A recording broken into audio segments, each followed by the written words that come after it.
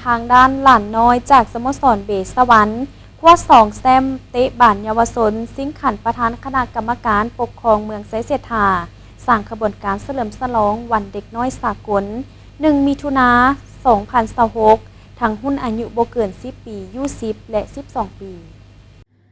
การแข่งขันรายการนี้จัดขึ้นในวันที่23-24 พฤษภาคม 2026 ที่เดินบานเบสสวรรค์เมืองไซเสถานครหลวงจันทร์ให้เกียรติเข้าร่วมและมอบรางวัลโดยปริญญาเอกนางบัววอนสุขละแสงกรรมการพรรคนครหลวงจันทร์เลขาพรรคเมืองไซเสถา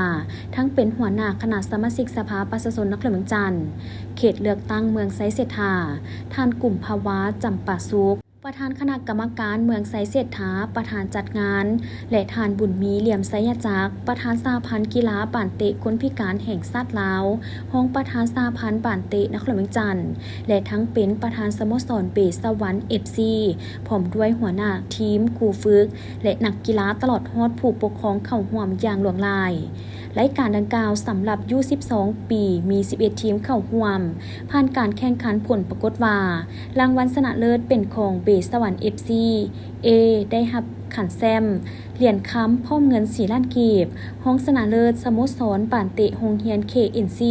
ได้รับเหรียญเงินขันและเงินสด2 ล้าน5แสนกีบและอันดับที่3เป็นของสโมสรแสงดาราได้รับเหรียญทองขันและเงินสด1 ล้าน5แสนกีบส่วนอายุ10 ปีมี8ทีมเข้าร่วมผ่านการแข่งขันผลปรากฏว่าชนะเลิศเป็นของเบสสวรรค์ FC A ได้รับขันแซมเหรียญค้ำพร้อมเงิน4 ล้านกีบห้องชนะเลิศเบสสวรรค์ FCB ได้รับเหรียญเงินขันและเงินสด2 ล้าน5แสนกีบและอันดับที่3เป็นของสโมสร PTK United ได้รับเหรียญทองขันและเงินสด1 ล้าน5แสนกีบพร้อมนี้ในอาทิตย์ต่อไปในระยะท้ายเดือนพฤษภาสโมสรเบสสวรรค์ยังจะสืบต่อจัดการแข่งขันป่านเตะเยาวชนรุ่นอายุ14และ16 ปีขึ้นเติมอีกด้วย